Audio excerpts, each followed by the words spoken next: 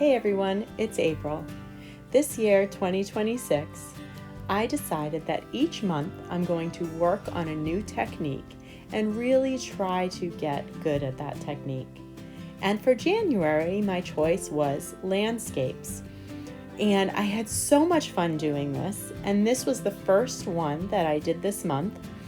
And I really wanted to pick a time in my past that I loved and a beautiful landscape that I could visualize in my mind. And when I first got married, my husband and I moved to Arizona for a couple years from New England. And as you all know, the landscapes from New England to Arizona are so different. So I really wanted to bring back to my mind those vibrant, rich reds and yellows that you find in the Arizona landscape and sunsets. So that was my goal for this painting. And as you can see, I'm using a very vivid orange, yellow, and red, and I'm going to work on the sky here. I've taped my canvas down the middle because I'd like to keep the sky and the land separate. And I'm going to start by doing a flip cup and then tilting the canvas to spread the paint.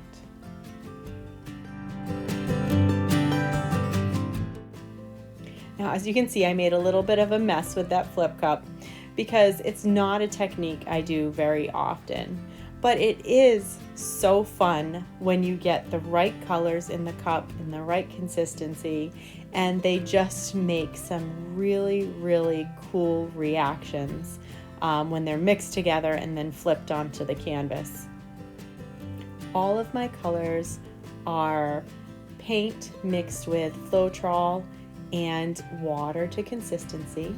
And in this particular flip cup, I did have a cloud mix which had satin enamel in it, just to give the appearance of some clouds in the sky.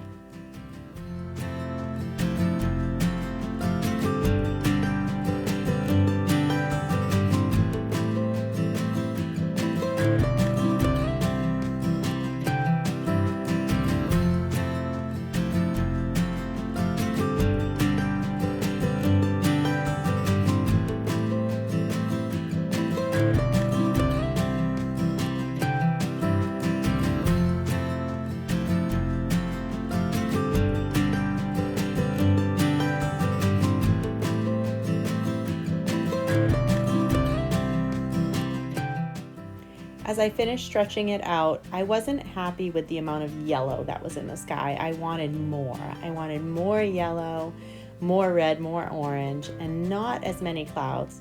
So I filled in another cup up and I left the cloud mix out and then just kind of plopped it there on the canvas where I wanted it to run off the edge. And then I go ahead and tilt it in the other direction, and I'm very patient while it pushes the other paints down and makes some really interesting lines.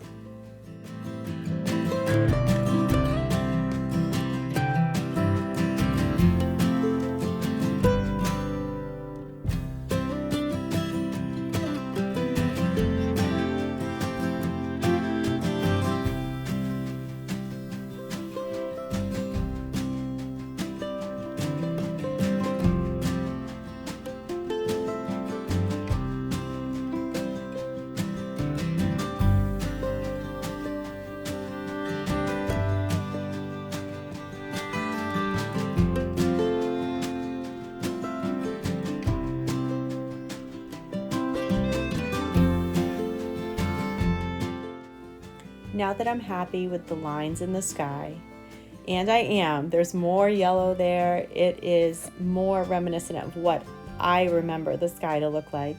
I'm going to pull that tape in the middle and I'm going to work on the desert.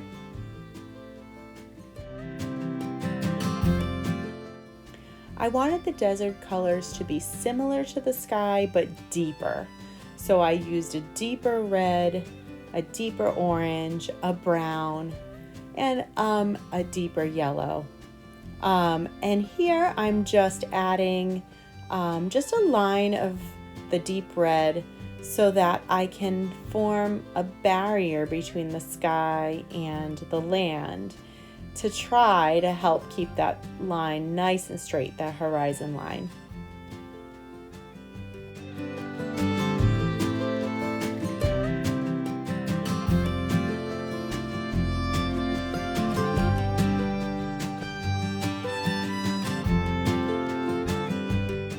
Another way you could do this to probably keep the horizon line straight would be to wait until the sky dries and then tape it off and then do the bottom. But I just was too impatient to do that, so I tried it this way. I had already had the thought in my mind that I was going to go back after the whole thing was dry and straighten that horizon line and brush in some details and embellish this painting. So I wasn't too worried about keeping it super straight.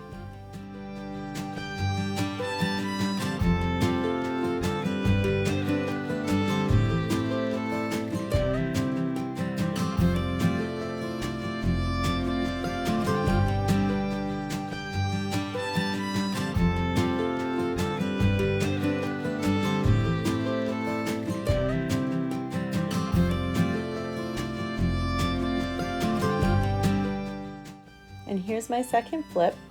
And it's important after you do the flip cup that you let it sit for a few seconds so that the paint comes down off of the sides of the cup and really mixes together.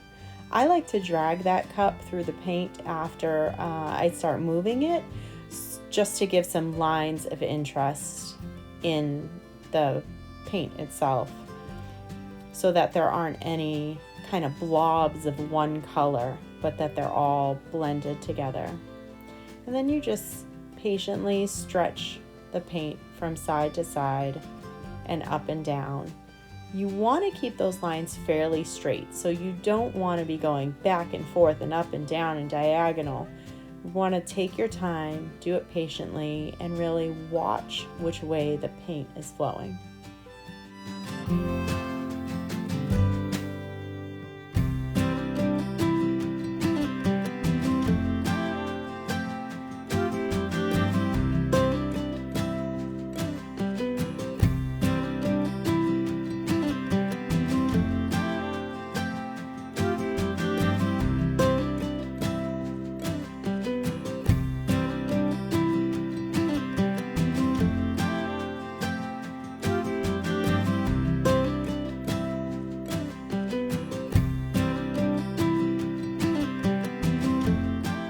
If the paint isn't moving as well as you would like it to, your canvas may be dry, and so then the paint kind of rolls onto itself.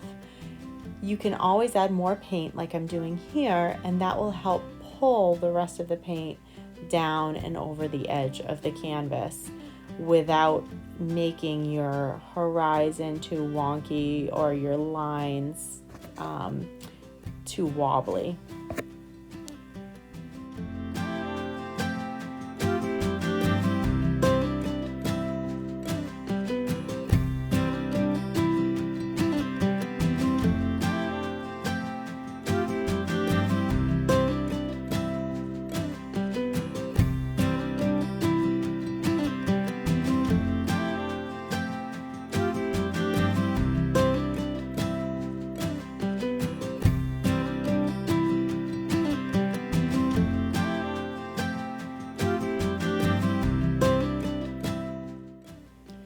And here it is wet. I did go back and just kind of make sure all of my edges were covered. I just poured some paint on those edges, and I was happy with the way this looked. Here it is wet. I let it dry completely, and then I ended up going back in with a brush and adding some details just to give it character. And here you can see the details. I added some mountains and cactus and little plants, and I am so happy with the way this came out. It is just exactly what my mind pictured. If you love this painting, give me a like, hit that subscribe button, and please go find some joy in your day.